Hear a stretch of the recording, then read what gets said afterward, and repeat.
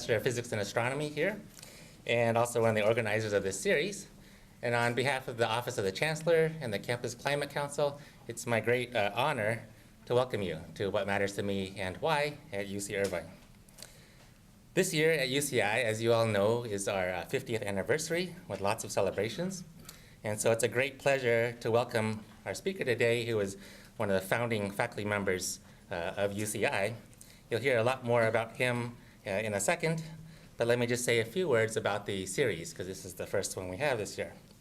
So What Matters to Me here is entering its 4th season, and the idea behind this is very simple, is to give us all a chance to hear from each other on a personal level. So every month, 7 times a year, someone will stand up in front of us, staff or faculty member, someone who shapes the way UCI is today, and give us a short informal talk about what matters to them. And that will be followed by some ample time for question and answer. I recently went back to the first talk in this series, which occurred, 3 years ago, as I was really curious to see what I said back then. And luckily, the words still ring pretty true. So let me tell you some of what I said. These are not academic talks.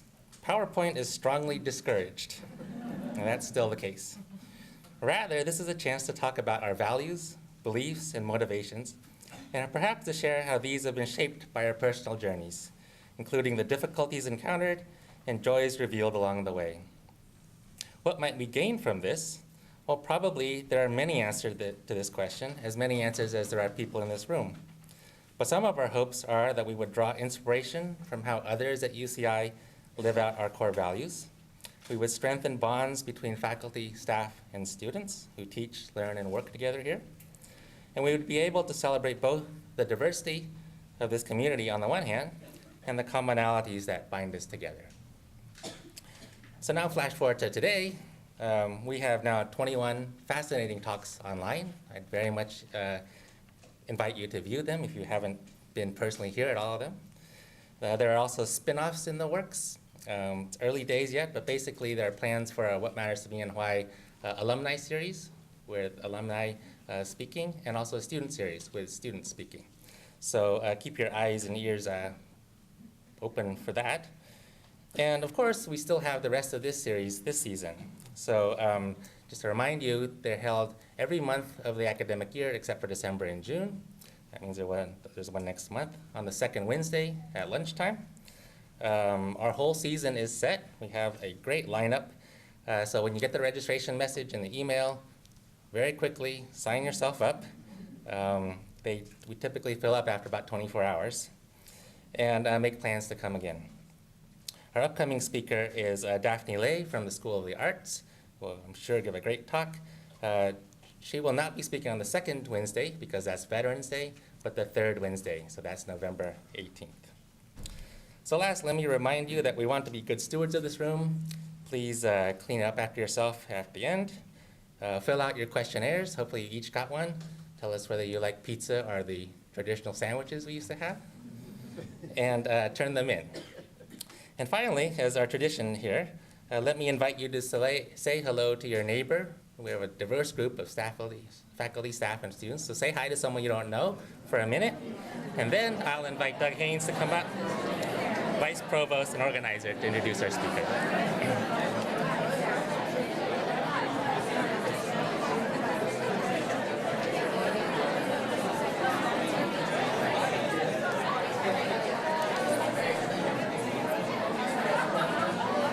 You really were listening to Jonathan, weren't you?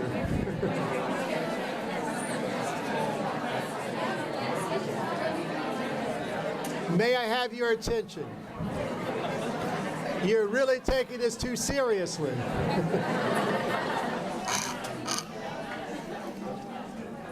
My name is Doug Haynes. I'm one of the organizers of this wonderful campus event, and I'm a member of the Department of History. And I want to thank Jonathan and others on the steering committee for creating yet another sort of wonderful season for the campus. As Jonathan mentioned, this season of What Matters to Me and Why is special for a variety of reasons. Most importantly, it coincides with the 50th anniversary of UCI. What better way to mark the occasion of our bright past and brilliant future than to have a distinguished and esteemed colleague and member of the campus community reflect on what matters to James McGaugh. Many of you no doubt know Jim McGaugh. His accolades as a world-renowned neurobiologist are far too legion to mention. Nonetheless, I would be remiss if I did acknowledge his membership as a fellow of the National Academy of Sciences, the most distinguished group for scholars in this country. In addition, he earned this designation for his significant and groundbreaking investigation into human learning and memory. And in 2001, he was also selected as a UCI medalist for his many contributions to the growth and development of the campus. For others, you may have watched his 2011 interview on 60 Minutes with correspondent Leslie Stahl on the phenomenon of endless memory or superior autobiographical memory. Still for others, students I suspect, it may be that the building in the biosciences cluster you entered or exited today or yesterday for a laboratory instruction or classroom lecture or graduate seminar is known as McGaugh Hall, named after Jim in 2001. Although our East Coast peers name buildings for the long departed, on the West Coast we honor the living with this distinction.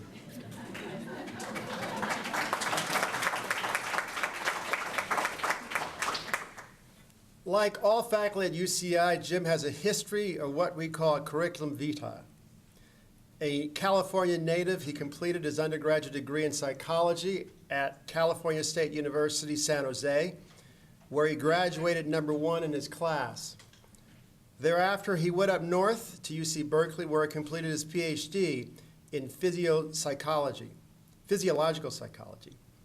Before Jim joined UCI as a member of the founding faculty in the then Department of Physiobiology in 1964, he held faculty appointments at his alma mater, San Jose State, and later at the University of Oregon, where he was tenured. At UCI, he progressed rapidly through the ranks while expanding his affiliation with other academic departments, including psychiatry, pharmacology, and the social sciences. During this period, he also assumed leadership roles, including founding chair of the Department of Neurobiology and Behavior, dean of the School of Biological Sciences, vice chancellor of academic affairs, and executive vice chancellor. And finally, director of the Center of Neurobiology and Memory. That is a mouthful. So it's probably not advisable to complain about committee work or other assignments that you might have. But please join me in welcoming Jim McGaugh, our first speaker.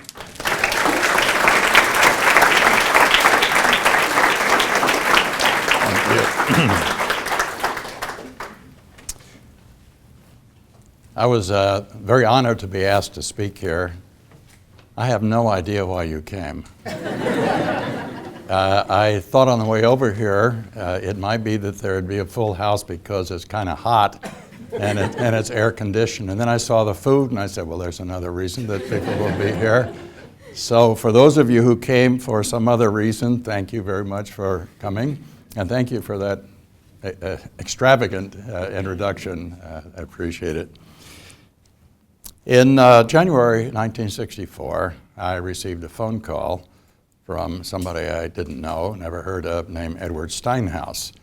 And Edward Steinhaus called to ask if I would be interested in being considered as the founding chair of a department that he named psychobiology here at UC Irvine. Now, at that time, I was very happily ensconced as a professor at the University of Oregon, had just built a brand new, beautiful home, and my children were all in school and everybody was happy. And so why would I even respond to the telephone call? But I did. And I decided to come here and meet Edward Steinhaus and learn what he had in mind. But that's not really why I came.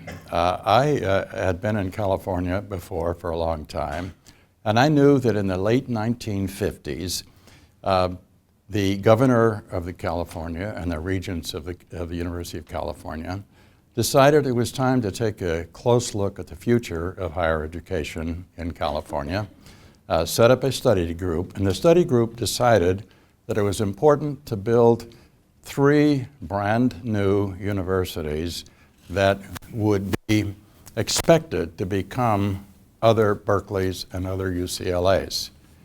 They did that because they thought it was time to invest in higher education in the state of California. Now, other states at that very period of time were converting existing university colleges into university. Arizona State University, for example, was Arizona State College, and before that, it was Arizona State Teachers College. Santa Barbara was Santa Barbara State College before it became the University of California. And UCLA initially was a southern branch of San Jose State Teachers College. That's how UCLA got started, a southern branch of San Jose State Teachers College, and it morphed eventually into UCLA. So what they did essentially was to upgrade institutions. They would upgrade them, rename them. But the wisdom of the governor and the regents was that it was time to develop de novo new universities as an investment. Now, this is the theme of what I'm going to be talking about today, is higher education as an investment, not a cost, as an investment. Why is it an investment? Because we need an educated population to make decisions, to make the economy grow, and that's very important. And it's not a cost to do that, it's an investment because the payoff will be seen at a later time. And that's what they did. Very far thinking on the part of the leaders, the academic leaders and the government at that time. So I thought that it would be a good idea to take a look at the opportunity here, because the plan of this group was that we would be one of the world's greatest universities. After all, at that time, Berkeley was the #1 public university in the world and arguably equal to the best university in the United States. So why wouldn't I want to join that? So I left this wonderful job I had at the University of Oregon, where I had never even served on a committee. All they wanted me to do was to do research and teach whatever I wanted to teach. I mean, I had the dream job up there.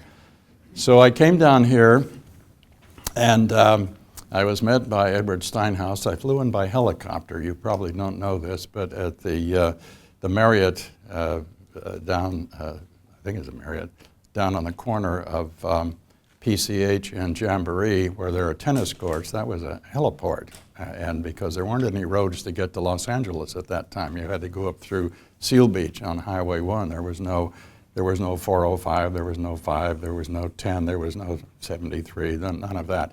So rather than take a 3-hour drive up the coast, and one would take a helicopter. So he met me there, and he drove me over to the corner of Bison and MacArthur, which was appropriately named. You know why it was called Bison? Because there were bison.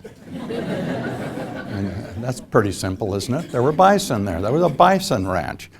And we stood there and looked over in this general area, and he said, now that's where the university is going to be. And I looked over there. I discovered weeks later I was even looking in the wrong direction. There was nothing to look at. There was nothing to look at. So we got a little closer, and we drove up and came to what is now the corner of University in California. And we got out and opened a ranch gate, which is barbed wire fence, opened a barbed wire fence and drove up a rutted road that the grass cleaned up the bottom of the car as we went up to a point. And I could see that there were buildings that looked like they were maybe 4 to 6 feet out of the ground. And that was my first close view of what it looked like. I listened to him talk. This person, Edward Steinhaus, was a visionary. He decided that it was time to change the entire structure of biological sciences. Biological sciences at that time was organized around whether things are plants or animals, big animals or small animals, big plants, small plants, departments of that kind. And he said, no, it's time to change all of that. It has to be organized around levels of analysis. And so you start with molecular biology and biochemistry, and you go to developmental biology, and all the way up to population biology with what he called psychobiology in the middle. And he called it psychobiology, invented the term because he wanted every department to have a last name of biology. We've changed it to neurobiology and behavior because that's a more modern thing in recent years. So this was truly visionary, and it is now the case that almost every university in the world is organized in that way, and before that it was not. So this campus right here, Edward Steinhaus, changed the organization of the research and teaching of biological sciences. It started here, and you can see his name on the building Steinhaus Hall over in the Biological Sciences Plaza. So I came here because I wanted to be part of what was going to be one of the greatest universities in the world, supported by a very forward-looking state and regents who saw clearly that education is an investment, not a cost. Very, very critical idea. I don't know how many of you think about it at the moment, but it's an investment with huge payoff, not just to the individual, but to society. And that's what it's about. And I wanted to be part of that. So I moved here and became founding chair and did all of those other things that were mentioned in the introduction. I may get back to some of those. Now, how did I get here? So I was told that people who give this talk say something about their backgrounds. I didn't just wake up one day and find myself at the University of Oregon. There is a history, and I'll give you a little bit of the history. I grew up in southern Arizona, Nogales, Arizona. Have any of you ever been to Nogales? It's on the border, about 70 miles south of Tucson. And my father was a Protestant minister. Both of my parents were college educated, and the house was just full of books. And for the first 9 years of my life, we lived in whatever luxury you can have if you live in a parsonage, and if you're forced to go to church every Sunday, which was not my favorite thing to do. So life was decent. We moved to Southern California, to Riverside, and then my father died. Actually, he committed suicide. So I lost my father, and we went into poverty when I was 9 years old. Now, don't feel sorry for me, because I learned something which is a very, very important message. I learned when I was 9 years old that if there's something that I need, if there's something that I want to do, there is one person who is responsible for that, and that's me. And that was the best lesson that I could have learned, and I still believe it, and I appreciate everything that happened. So let me give you just a couple of examples. Some of them are funny. I actually, when I was very young, shined shoes on the street.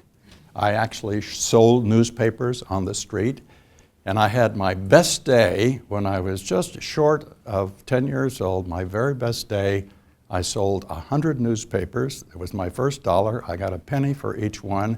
And I thought we should have an event like this every year to do it. Very important event. December 7th, 1941, Pearl Harbor. So the Pearl Harbor attack was big news, newspapers sold, and I made $1. I also made a lot of money because I had newspaper routes, and I saw that between Riverside and Corona, some of you have driven on the 55, off on the side they had camps where soldiers who were going to the Pacific War sat for the few weeks before they were sent off on ships. So this was their last station, and they were closed in. They couldn't get out at all. So I figured out that these folks needed things. So I would sneak into the camp, and I would sell them candy, and I would sell them needles and thread and all kinds of things like that at a markup. And I actually made quite a bit of money for, at that time, say a 9 and 10-year-old kid taking care. And I said it really was welfare. I was doing a service. That's how I justified it. And I went to high school, And throughout all of my schooling, I worked after school. I always had a job. I had some difficult jobs, some good jobs. I worked in a machine shop for a long period of time, and actually in the machine shop, after hours, I modified my bicycle. I bought a small gasoline motor, tore out the bottom part of the bicycle, put the motor in there, and made myself a motorized bicycle that would go about 45 miles an hour. And that was my transportation. Little things like that, you know, if you want to get around in life, you have to do it yourself. So if I want to go fast, I had to, and I became a mechanic. I found a car abandoned in an orange grove, and I bought it for $40. It had a big sign on the front of it that said Bonnie Blue Eyes. So I drove this Bonnie Blue Eyes. After I got tires for it, repaired the engine, and I learned how to take out transmissions and rear ends and all of that. I mean, you had to do that in those days, and I did it. And my point I'm making is I never regretted it. I'm not giving you a sad story, I'm giving you a happy story. It was a good thing. I learned how to do all of these things.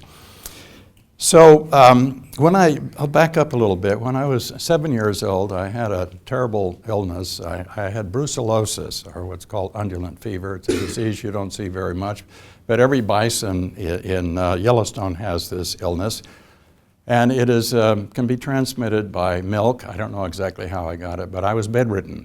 And I was told that I would have brucellosis the rest of my life. And so I was introduced to people who had brucellosis, who were invalids, because I said, you have to get used, that's what's gonna happen.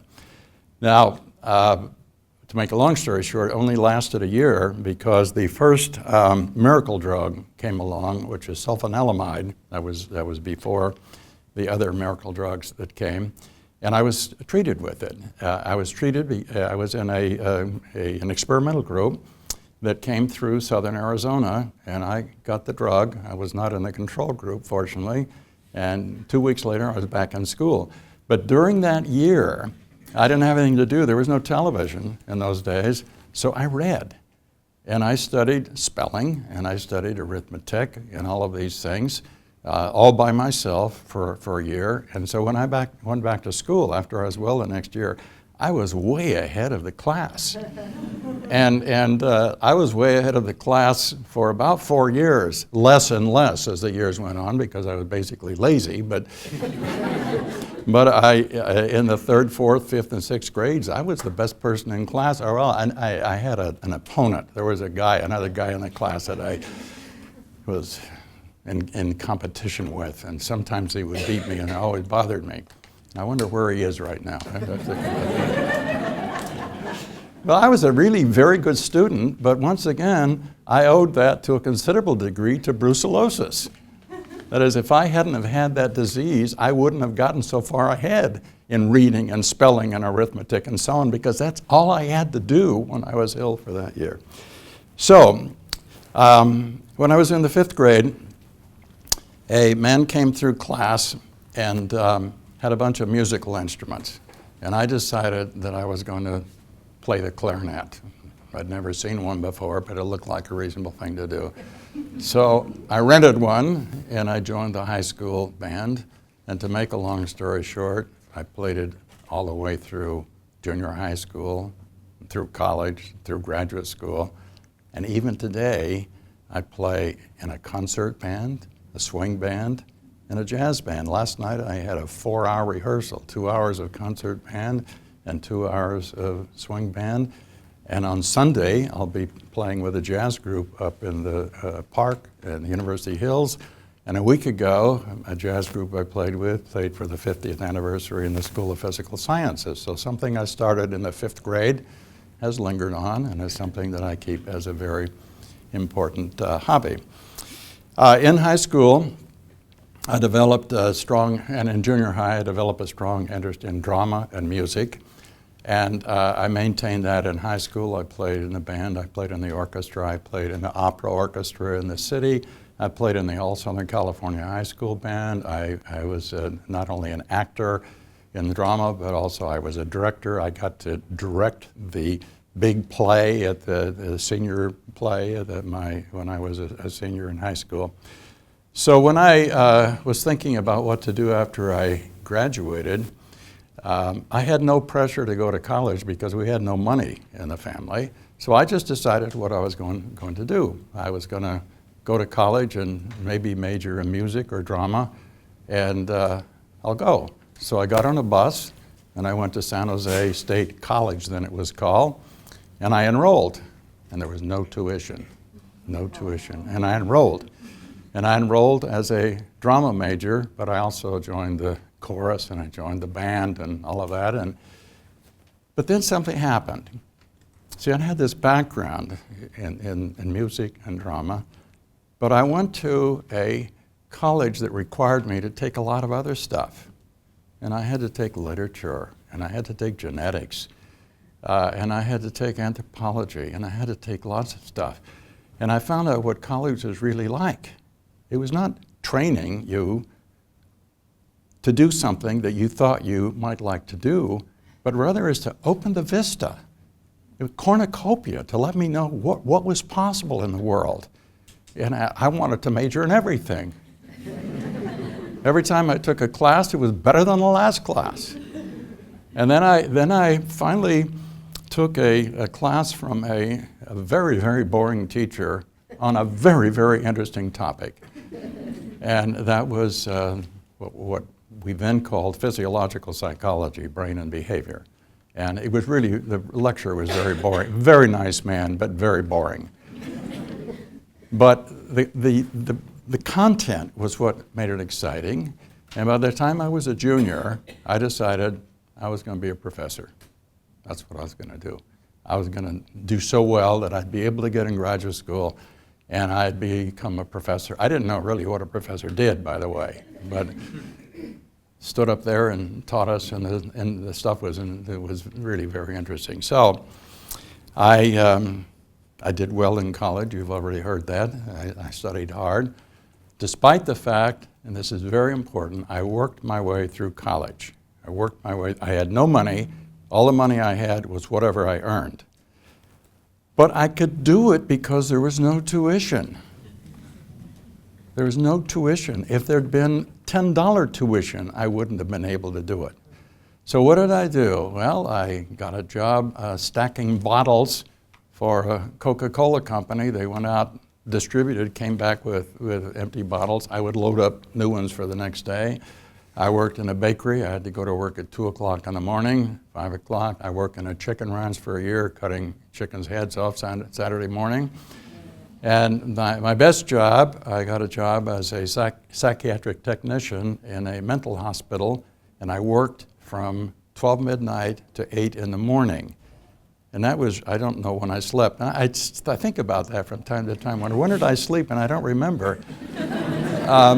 But it was good because I had, of the 8 hours at the psychiatric hospital, I could study for at least 4.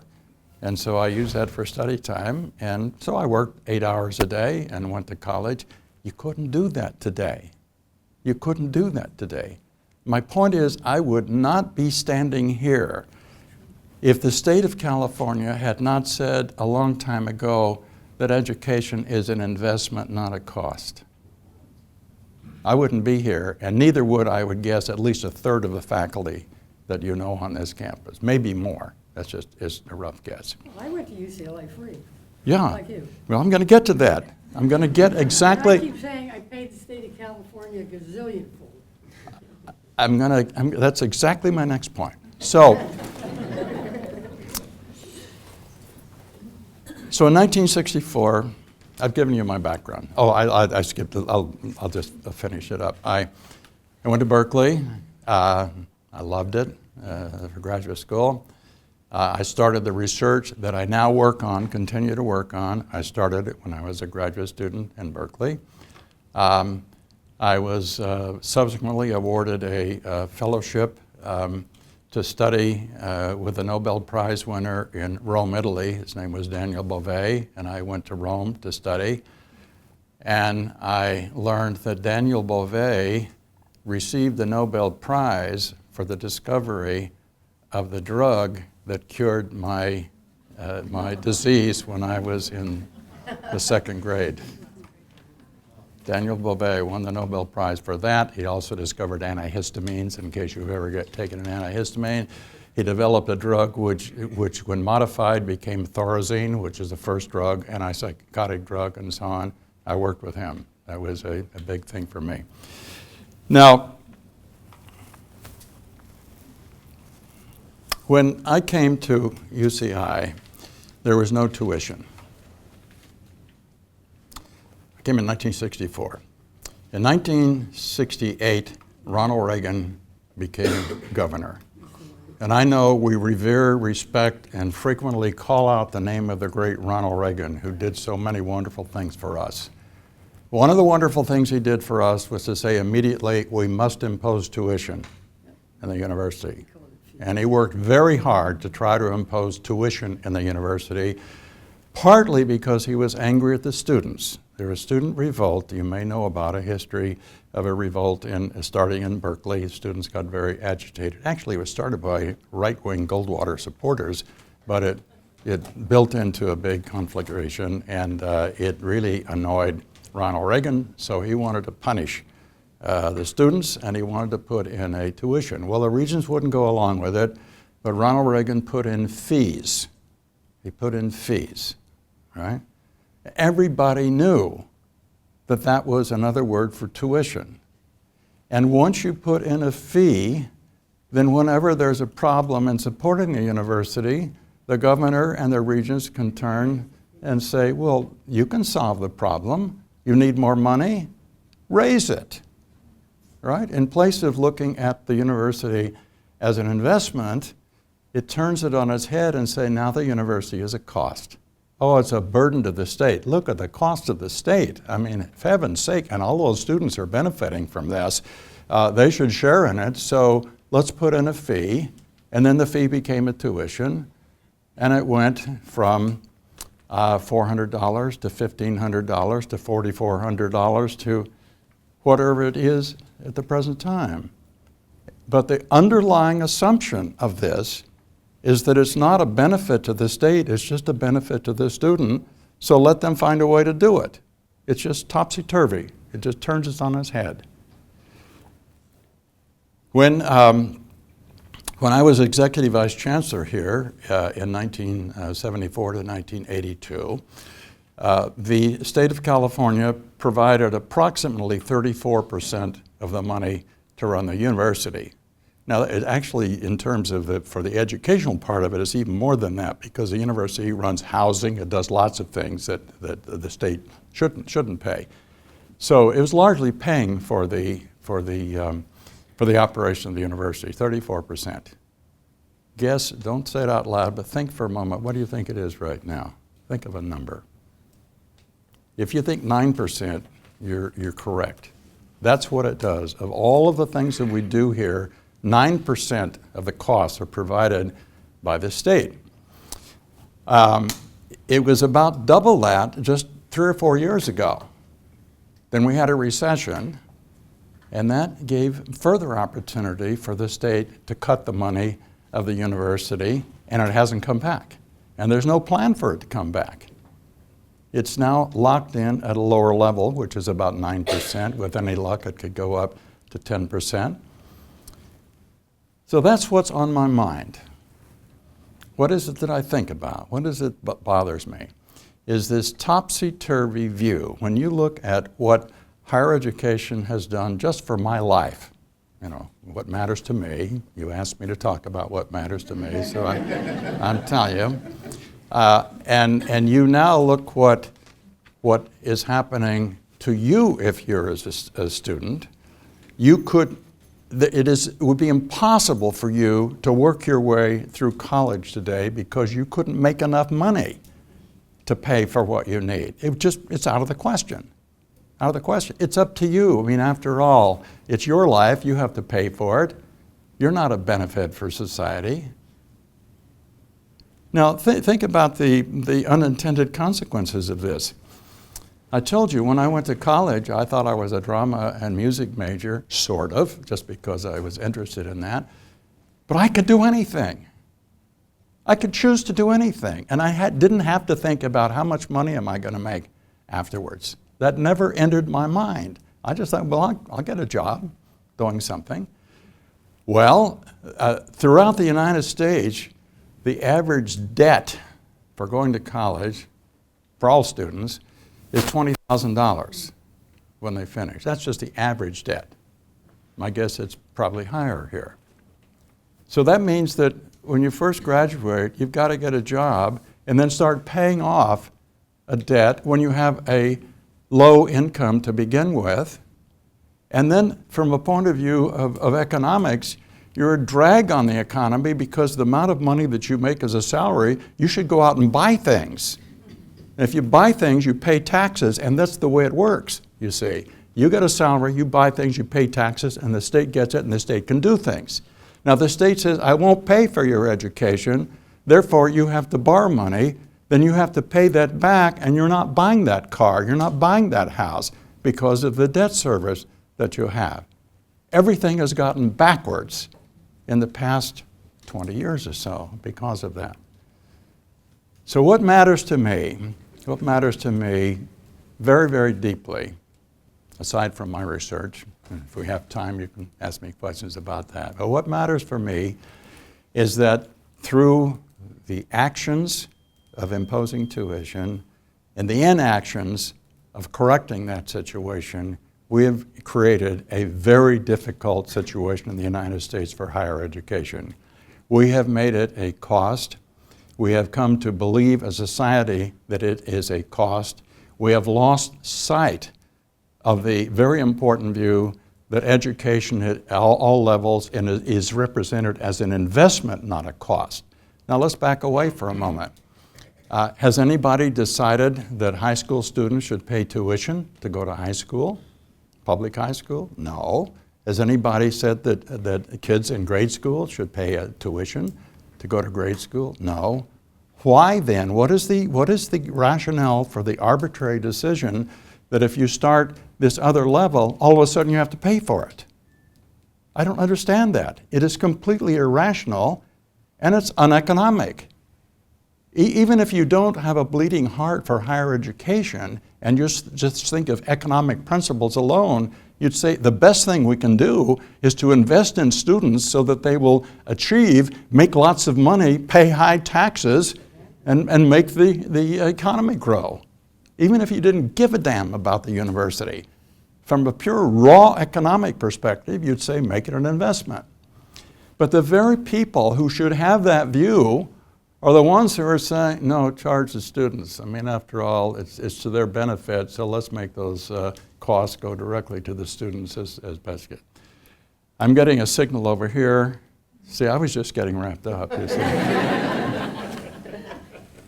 Actually, this is a good time for me to say that I have appreciated the invitation to come here, and I've appreciated the opportunity to talk about something that usually I never talk about. That is, this is not something that I've never talked about this before. This is just something that lives in my head and boils around from time to time.